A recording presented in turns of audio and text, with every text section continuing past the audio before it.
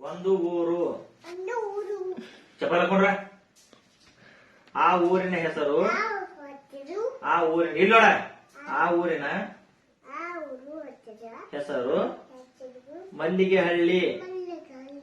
ಆ ಹಳ್ಳಿಯಲ್ಲಿ ಒಂದು ತೋಟವಿತ್ತು. ಚಪ್ಪಲ್ ಹಾಕೊಂಡ್ರ.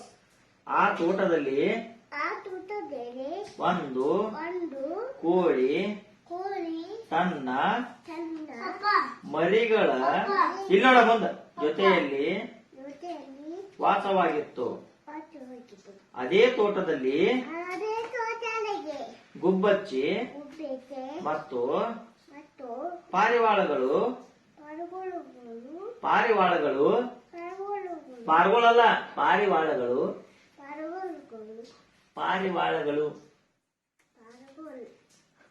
ವಾಸವಾಗಿದ್ದವು. ವಾಸವಾಗಿ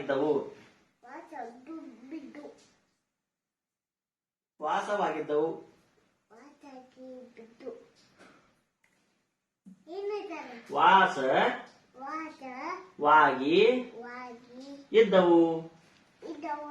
ಪಾರಿವಾಳಗಳು